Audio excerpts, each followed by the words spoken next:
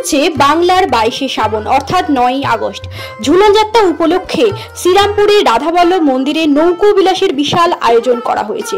নৌকোখণ্ড আজকে কিভাবে আনন্দ করলাম পুরো মুহূর্তটা তুলে ধরবো, তোমরা ভিডিওটা প্রথম থেকে শেষ পর্যন্ত দেখতে থাকো। হ্যালো বন্ধুরা, আজকে চলে এসেছি তোমাদের সামনে নতুন একটা ভিডিও নিয়ে। যারা আমাকে চেনো না, আমি সঞ্চিতা, তোমরা দেখছো মনময়ূরী ব্লগস। আজকে হচ্ছে নৌকোখণ্ড। রাধা কৃষ্ণের এই নৌকোখণ্ড শ্রীরামপুরের রাধাবল্লভ মন্দিরে বিশাল করে প্রতি বছর আয়োজন হয়। 2025 সালেও প্রচুর মানুষের ভিড় হয়েছে এই নৌকোবিলাস ও নৌকোখণ্ডর দিন। চারিপাশে প্রচুর ছোট ছোট অনেক দোকানে অনেক বিভিন্ন রকমের খেলার জিনিসপত্র রয়েছে। আকাশটা খুব সুন্দর করে আলো দিয়ে সাজানো হয়েছে, দেখতেই পাচ্ছ প্রচুর মানুষের ভিড়। ধীরে ধীরে মানুষ এগিয়ে আসছে ভগবান শ্রীকৃষ্ণ ও রাধাকে দর্শন করার জন্য। শ্রাবণ মাসের শুক্লপক্ষের একাদশ তিথিতে পূর্ণিমা পর্যন্ত 5 দিন চলে এই নৌকোখণ্ড। আজ হচ্ছে শেষ দিন। 5 দিনের 5 রকম বেশ ধারণ করেন শ্রীকৃষ্ণ ও রাধা দেবী, তারও চিত্র তোমাদের সামনে তুলে ধরবো। আজ এই উৎসব ভগবান শ্রীকৃষ্ণ ও রাধা দেবীকে উৎসর্গ করেই করা হয়েছে। দেখতেই পাচ্ছ প্রথম দিনের বেশ হচ্ছে রাজবেশ।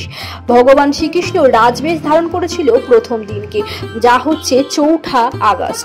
দ্বিতীয় দিন ধারণ করেছিল গোকুলে গমন, আর তৃতীয় দিন ধারণ করেছিল গোকুলে কৃষ্ণ। দেখতেই পাচ্ছ তারও সুন্দর মুহূর্ত তোমাদের সামনে তুলে ধরছি। 7ই আগস্ট ধেনুকাসুর বধ এই বেশ ধারণ করেছিল, আর তারপরে বিষ্ণু অবতার রূপ ধারণ করেছিল শ্রীকৃষ্ণ ও রাধা দেবী। আর তারপরেই আজ হচ্ছে রাধা কৃষ্ণের নৌকো বিলাস ভ্রমণের দৃশ্য। আজ 9ই আগস্ট।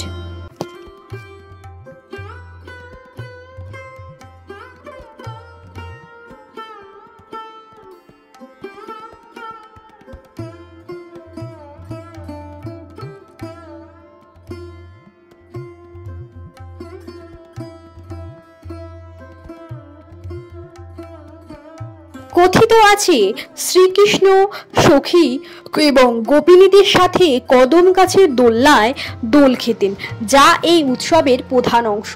দেখতেই পাচ্ছ খুব সুন্দর করে সাজানো হয়েছে রাধাবল্লভের শ্রীরামপুরের এই মন্দিরটি। খুবই জাগ্রত, বহু দূর দূরান্ত থেকে মানুষ আসেন এই নৌকোখণ্ডর দিনকে, যা প্রতি বছর খুব আনন্দের সাথে উৎসব পালন করা হয়।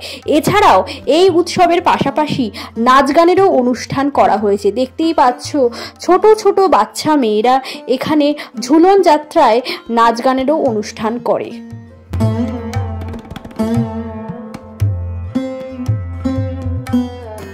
পুজো শেষ হয়ে যাবার পর প্রতিটা ভক্তকে ঠাকুরের প্রসাদ বিতরণ করা হয়। দেখতেই পাচ্ছ এটা হচ্ছে প্রসাদ বিতরণের লাইন। দেখতেই পাচ্ছ প্রচুর মানুষ দাঁড়িয়ে আছে ঠাকুরের প্রসাদ গ্রহণ করার জন্য।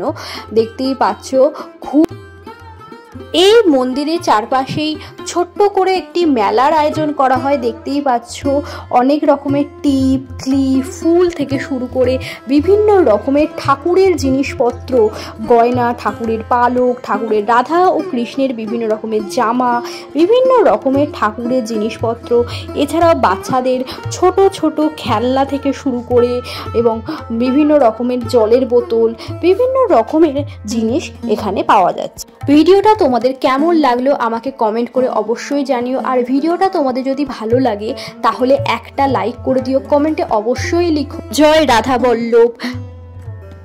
এবং ভিডিওটা অনেকেই দেখছো, চ্যানেলটা সাবস্ক্রাইব করছো না, চ্যানেলটা সাবস্ক্রাইব করে অল বাটনটা ক্লিক করে দিও। আজকের মতো টাটা, আবার দেখা হচ্ছে অন্য একটা ভিডিও নিয়ে। সবাই সুস্থ থেকো, ভালো থেকো।